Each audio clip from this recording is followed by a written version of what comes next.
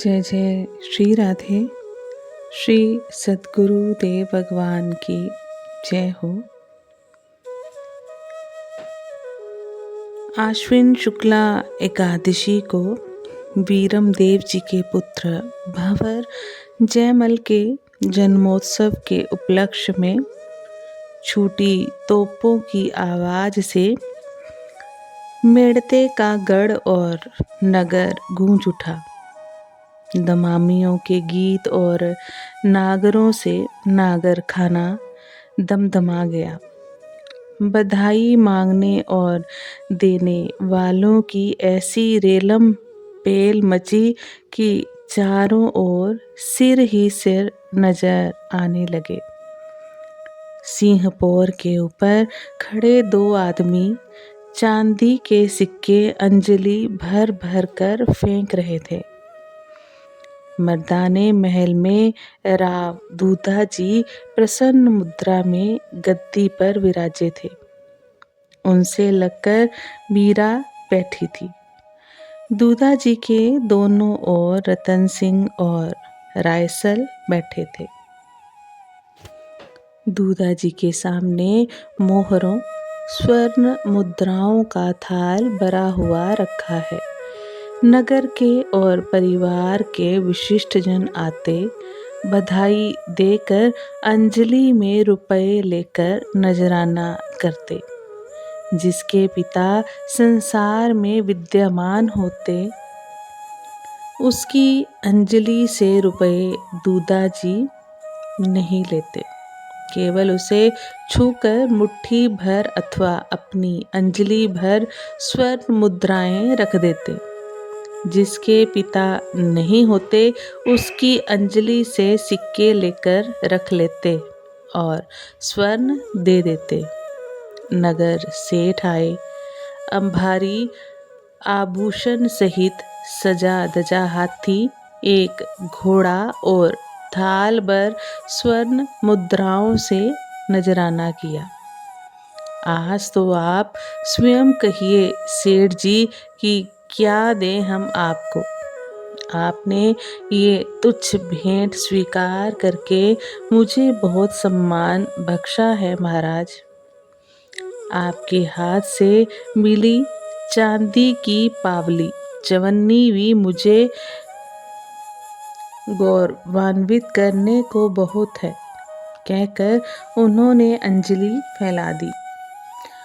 दूधा जी अपनी अनामिका से उतारकर हीरे की अंगूठी उनकी अंजलि में रख दी और रतन सिंह को संकेत किया। वे चांदी का एक थाल जो कपड़े से ढका हुआ था, उसे लाकर दूधा जी के सामने झुके। उन्होंने थाल को हाथ से स्पर्श किया। रतन सिंह ने वह थाल सेठ जी को दे दिया। उसमें जरी का सरोपाव, जड़ाऊ, सिरपेंच, कंठी, सोने की मूठ और जरी के म्यान में तलवार थी। सेठ जी ने झुककर थाल ले सिर से लगाया और समीप खड़े अपने सेवक को थमा दिया। राजपुरोहित, चारण, भाट, दमामी, भांड और राजमहल के सेवकों को निपटाते निपटाते तो लगभग 10 घंटे निकल गए। इस चक्रव्यूह से निकलकर दूधा जी संतों के समीप पहुँचे। द्वार से ही उनके चरणों में प्रणाम करके बोले, मेड़ता के इस तुच्छ राज्य सहित सेवक दूधा राठौड़ श्री चरणों में प्रणत है। उनका आशीर्वाद प्राप्त करके ही उन्होंने विश्राम के लिए कमरबंद खोला। राज ज्योतिषी ने बताया, बालक जयमल महान योद्धा और उच्च कोटि के भक्त होंगे। राजपूत का पुत्र योद्धा हो, यही तो चाहिए। ऊपर से भक्त हो, ये तो जैसे सोने में सुगंध है। दूधा जी के हृदय में आनंद जैसे समाता ही न था। कुंवर श्री वीरम देव जी कभी कभार ही पिता के समीप आकर बैठते। वे अधिकांशतः अपने निजी कक्ष में ही रहा करते, किंतु बधाई देने के लिए वहाँ भी लोगों की, सेवकों की भीड़ लगी ही रहती। बड़ी आयु के लोगों को वे हंसकर दाता हुक्म के पास जाने की राय देते। सेवकों और सखाओं की बात तो रखनी ही पड़ती। एक दिन वीरम देव जी दूधाजी के समीप बैठे थे। रतन सिंह ने पहुंचकर दोनों का अभिवादन किया और वीरम देव जी की ओर तिरछे देखकर दूधाजी से बोले, दाता हुक्म, दादोसा हुक्म ने अभी तक मुझे बधाई में कुछ भी नहीं बख्शा। ये कैसे हो सकता है? क्यों भाई, ऐसे कृपण तुम कब से हो गए? दूधाजी ने मुस्कुराकर वीरम देव जी की ओर देखा। वीरम देव जी को भीतर ही भीतर काटो तो रक्त न आए, धरती फट जाए तो भीतर समा जाए। ना मुस्कुरा सकते थे, ना डांट ही सकते थे। पिता और भाई दोनों की दृष्टि उनके मुख पर थी। वे उठकर जाने को प्रस्तुत हुए तो रतन सिंह ने अंगरखे का छोर पकड़ रखा। अंगरखे का छोर पकड़ लिया। वीरम देव जी मुंह फेरे हुए ही खड़े रह गए। मन ही मन कहा, रतन सिंह ठहर जा, तू तो ऐसा मजा चखाऊंगा तुझे कि हमेशा याद रखेगा। ऐसा क्या चाहिए तुमको? राव दूधाजी चकित होकर बोले। सरकार विराजे तो? रतन सिंह जी ने हंसकर कहा। बैठो वीरम देव, हम भी तो देखें कि रतन सिंह को तुमसे ऐसी कौन सी बहुमूल्य वस्तु मांगनी है कि अकेले में कहने पर मिलने में शंका रहती। वीरम देव जी बैठ गए तो रतन सिंह ने 5 स्वर्ण मुद्राएं अंजलि में लेकर दूधाजी की और उतनी ही मुद्राओं का नजराना वीरम देव जी को किया। बेटे की बधाई का नजराना पिता के सम्मुख स्वीकार करना वीरम देव को बहुत कष्टकर प्रतीत हो रहा था, पर भाई का अपमान उससे भी अधिक कष्टकर था। भूमि की ओर देखते हुए ही उन्होंने रतन सिंह के हाथ को छू दिया। रतन सिंह वीरम देव जी के सम्मुख घुटनाओं के बल बैठ गए और हाथ की स्वर्ण मुद्राओं को सिर से लगाकर यथास्थान रख दिया। दरबार में उपस्थित सभी लोग उन्हें आश्चर्य से देख रहे थे। यदि कभी जागीर के लोभवश मैं मेड़ता और आपको छोड़कर कहीं जाना चाहूं तो किसी प्रकार ना जाने दीजिएगा, चाहे इसके लिए बल प्रयोग ही क्यों ना करना पड़े। इतने पर भी यदि ना मानूं तो मेरा माथा उतार ले, किंतु जीते जी मुझे अपने से अलग ना होने दीजिएगा। अंतिम वाक्य कहते कहते रतन सिंह का गला भर आया।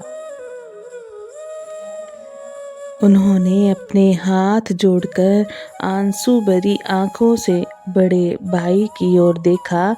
असंयत हो वीरम देव जी उठ खड़े हुए। बलात् दोनों भुजाओं से भरकर उन्होंने रतन सिंह को वक्ष से लगा लिया और भरे गले से बोले, ये वचन रहा मेरे भाई कि हमें मृत्यु ही अलग कर पाएगी। दूधाजी और दोनों भाइयों की आंखों से आंसू बह रहे थे। दरबार में सबकी आंखें गीली थी। वीरम देव और रतन सिंह ने दूधाजी के चरणों में मस्तक रखा तो उन्होंने अपने सपूतों को उठाकर एक साथ छाती से भींच लिया। उन्होंने हर्ष विह्वल हृदय से बड़े कंठ से कहा, चार भुजानाथ ऐसे बेटे सबको दे, मेरे प्रभु सबको दे। उनकी आँखों के आंसू बेटों के सिर का अभिषेक कर उठे। ठहरिए दादोसा, लगे हाथ एक वरदान चार भुजानाथ से और मांग लूं। ऐसे पावन पर्व जीवन में बार बार नहीं आते। पिता के वक्ष से अलग होते ही रतन सिंह ने कहा। दोनों भाई हाथ पकड़े प्रसन्न मन से चार भुजानाथ के दर्शन करने चले। मंदिर में प्रभु के सामने दोनों भाइयों ने घुटने टेके और माथे से शिरोभूषण सहित साफे उतार कर उनके सम्मुख रखे। हाथ जोड़कर गदगद कंठ से रतन सिंह बोले, मारा धनी जमारा में कदी अतरो लोभ मती दीजो के दादो साने अनी वाली जलम भोमने और थने थने मारा वाला प्राण थने छोड़ ना कठे दूजे जा बसूं। मोटा भाई मालिक और म्यू चाकर हूँ या बात कदी मन सू कदे ना निकले। अनि जलम भोमका को ऋण ओछो करताम रन में दोई दोई हाथा सो सांग बावतो लोही री होली रमतो रन नृत्य करतो ही देही छोड़ो यो ही मारो मनोरथ पूरा कर मारा नाथ यो ही वरदान दे मारा त्रिलोकीनाथ। मेरे स्वामी जीवन में इतना लोभ कभी मत देना कि बड़े भाई इस प्यारी जन्मभूमि और मेरे प्यारे मेरे प्राण तुम्हें छोड़कर कहीं और जा बसूं। बड़े भाई स्वामी हैं और मैं उनका सेवक हूँ। ये बात कभी मन से ना निकले। इस जन्मभूमि का ऋण उतारते हुए दोनों हाथों से तलवार चलाता हुआ रक्त की होली खेलता हुआ रण नृत्य करता हुआ ही देह छोड़ूं। यही मेरा मनोरथ पूर्ण करो नाथ। हे त्रिलोकपति, यही वरदान दो मुझे। हे प्रभु, तुम्हारा ये तुच्छ दास वीरमदेव केवल यही मांगता है कि जन्म जन्मांतर में भी मुझे मेरा यही भाई प्राप्त हो। हमारा ये भ्रातृ प्रेम कभी कम ना हो। वीरमदेव ने दोनों हाथ पसार दिए।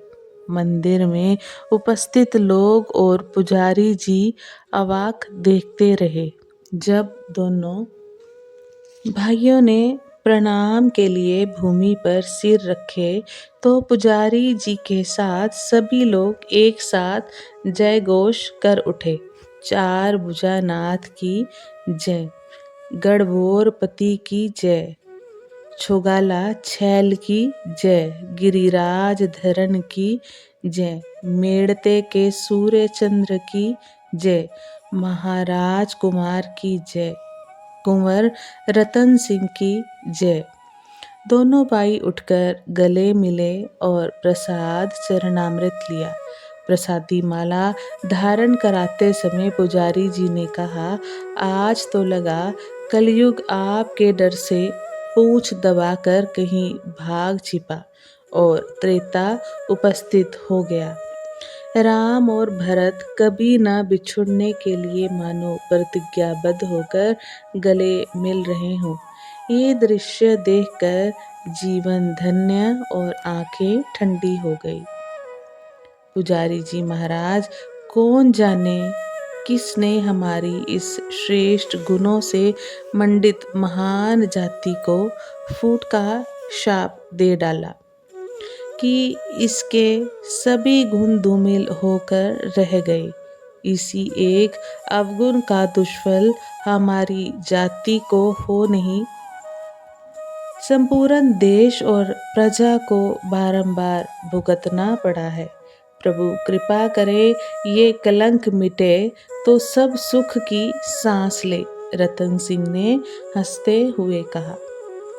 आज हम वाणी को यही विश्राम देते हैं। आगे भी इस प्रसंग पर गुरु कृपा से चर्चा करने का प्रयास करेंगे। आप सभी वैष्णव जन को श्री हरिवंशी श्री सद्गुरुदेव भगवान की जय हो। जय जय श्री हरिवंश।